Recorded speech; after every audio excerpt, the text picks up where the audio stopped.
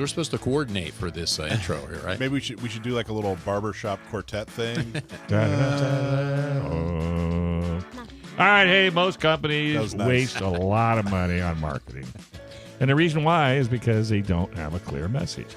You're wasting money on your website, your social media, and your advertising if you don't have a clear, easy-to-understand message. Sage Tree gets it. Since 2005, Sage Tree has been helping companies clarify their message and connect with customers. Contact them today and learn more about their proven system to help you get a better return on your investment from your marketing dollars. Go to sagetree.com and learn a whole lot more. So the county, in their infinite wisdom, they are voting on Tuesday for a couple things that have to do with firearms regulations in the county. They're going to vote on a storage. The regulation they're going to vote on has a storage component, which means you have to store your firearms either locked in a safe or inoperable, taken apart and inoperable. Not your headboard? Nope. Unless you're touching the firearm. Oh, I do. I sleep with it. I got my hand inside. It's just in there? Well, that's a little scary, number one. But crampy, too. Hopefully you don't have any bad dreams. And this only affects the unincorporated areas. So the jurisdiction doesn't reach into the cities. There are 18 cities in San Diego. San Diego and Del Mar and Encinitas and Santee and El Cajon, et cetera, et cetera. Yep. All of them? Alpine. Alpine's not an incorporated city. But it affects me. It affects you. Yeah. So Lakeside, Alpine, Julian, right, it affects you. Del Cerro. And Oceanside, San Marcos, right. Vista, Carlsbad doesn't affect them. Yeah. So if you live in the unincorporated areas, you're going to have to store your firearms. Unless you're actually touching them, you have to store them inoperable or locked up. That's part of it. The other part of it is if you're looking to manufacture your own firearm, you're looking to make a firearm from scratch, you can only buy the raw materials that are already serialized. Now, where do you get that, Dave? Well, I'm building a howitzer, so I don't know. It's because it doesn't exist.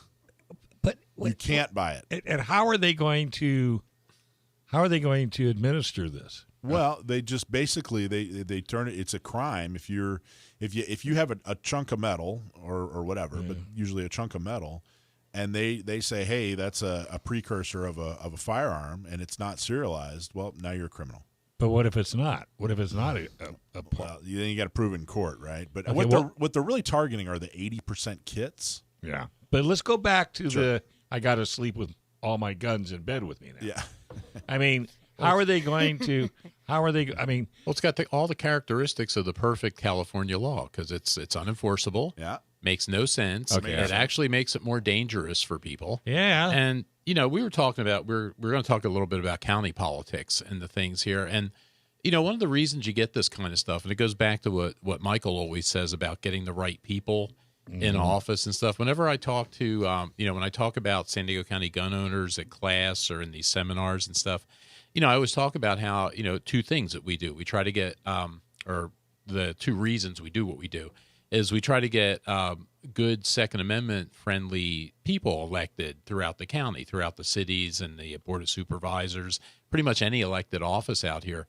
And for two reasons. For, the one reason, if you get the wrong people in office, you get this kind of goofiness. And we see that all the time locally.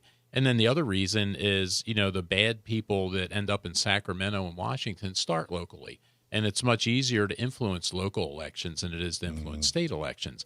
And just from last week, we were talking about this off air. The guy that was running for sheriff that you interviewed last week. Yeah, nice guy. Well, it's interesting because I got a bunch of people talking to me about that interview. They loved it. But, with that guy, and this is something you see locally, and this is something I used to do, actually, before I got involved with San Diego County Gun Owners. When you see somebody running locally, a lot of times you don't know a lot about them. With the state offices and federal, you know all those people a lot of times. But locally, you don't. And what you'll see is, okay, that's the Republican guy they're endorsing. All right, I'll vote for him. Yeah. And this guy in particular, claims he'll probably get the Republican endorsement, I would imagine, here, if he stays in the race. But he claimed the same thing, the military background. And, I took a look because he's saying, okay, military, 30 years in the military, and then a beat cop. So, well, how does that work? And I looked, and there's some really good information on the, what is that? The organization. It's the Honorary Deputy Sheriff's Association. Right. They had a nice blurb on each of the 4 candidates, and they had a whole bunch of information. And it turns out, yes, 30 years in the Marine Corps, but like 20-something of it was in the reserves. And, anybody that's been in the service knows that there's a huge difference between 30 years active duty and 30 years as a reservist, and they say these kinds of things. And, from the interview last week, obviously the guy's not honest, not a pro Second Amendment person at all. But he seemed offended that you questioned his motives. Well, that's par for the course with candidates. But I mean, he was taken back that you were so upset with his, way of looking at things. But see, people tend to vote for people like that. Okay, he's the Republican. All right, I'll vote for him. Not really knowing, not really understanding. Yeah. And, you need to look at that kind of stuff at the county level and, the local level, because that's where you get people like that you just don't know. And here's the other piece of that. So on Tuesday, they're going to vote for these 2 regulations, the storage and the, basically banning the manufacture of firearms, that, banning the 80% kids. What chance do we have to stop that? Probably about somewhere between slim and none. None. Now, we need to, and please, if you got our email the last couple weeks, go in there. We're asking you to please email the 3 supervisors that voted against this. Please do it. Please email them. Please, make your voice heard. Who are they? The 3 that voted for it. That voted for it. Yeah. Voted against us, vote for the regulation, who which are are, they? of course, Nathan Fletcher. It's his baby. Okay. And then Lawson up in North County, and then Vargas down in South County. Okay. So email them and say, hey, I'm totally against this thing. Please vote against it. Make sure your voice is heard. But the chances now, this is a Hail Mary. This is 4th quarter, 1 second left. Mm-hmm. We're on the, 1. We need a 99-yard, touchdown pass. How often does that work? Well, it doesn't. It hardly ever works, if ever. So, but what does work? Well, getting the right people elected. That definitely works. That's not a Hail Mary pass. So what Joe's saying goes hand in hand with what's going on Tuesday. We can't continue to rely. People ask, well, gee, what are we going to do? San Diego County Gun Owners, what are we going to do? We're going to do our best. But once they're in office, that's it. Mm-hmm. We've lost a lot of the leverage we have. Now we got to go get them unelected. We got to, but getting people elected like we saw in La Mesa with Laura Lothian, we can get people elected. Now, unfortunately, we should have one more person on the county board, and that's Kristen Gaspar, but she we couldn't quite get the support to keep her in office. If she were there now, this wouldn't be happening. And, that's an important, elections have consequences. That's an important thing to know. And even her, by the way, she was not our friend at the beginning. People who've been with San Diego County Gun Owners long enough know that we we helped convert her to our side and to vote our way. So, anyway, it's really, really important. And this stuff spreads.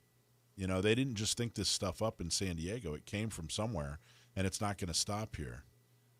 So it's really, really crucial, and it's really unfortunate. But hopefully you hear this and don't get discouraged, but you get encouraged and empowered to help us going into the election season, because we're probably about 6-8 weeks away from having a list of endorsed candidates that need your help. And don't think sending a text or an email is a waste of time. It's not a waste of time. Well, a lot of people think that. Yeah, it's not a waste of time, but it's better to get ahead of it. Yeah, if that's the only thing you've done, it's not enough. It's not a waste of time, but it's nowhere near enough. We need people to do the things it takes to get the right people elected, so that little guys like Action Jackson have a future when it comes to the Second Amendment. So, well, people should get involved in that stuff too. Nathan Fletcher's running in November, right? He is. And, he's a Marine. Yep. Yes, and it's the same thing. It's used to be Republican. I know. Well, he and the guy that runs the Democratic Party, both are anti-gun. Both were in the Marine Corps. Both used to be Republicans. His name's Will Kennedy Rodriguez. He was the I think I got his name right. Probably couldn't shoot. Well, I think it's interesting that two of the highest-ranking Democrats in San Diego County used to be Republicans. Doesn't that indicate that Republicans do everything better, including be Democrats? They're even better at being Democrats than Democrats. Anyway, we're nonpartisan. Always got to say that. But get involved. Check out our email. If you didn't get our email us and say, hey, I want to get involved. I want to start receiving It's on the website, right? Well, this information's not, but to get the information from the email, just let us know. We'll forward the email. I'd send another blast out. We're probably going to send another blast out, but if you didn't get the email on Thursday, you won't get the blast either. So we need to hear from you.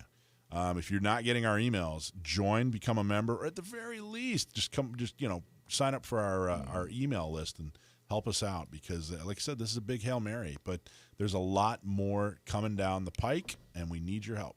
We need your help. We need your dime and your time. That's all you got in politics is people and money. That. That's a good one. That could be a T-shirt. I know. Dime and time, right? How many dimes do you have, Jackson? A lot of dimes. You have a lot of dimes? Right here on. Thanks for watching this clip from Gun Owners Radio. You can watch us live every Sunday from 4 to 6 p.m. California time, right here on our YouTube channel, or if you're in the San Diego area, you can listen to us on 1170 a.m.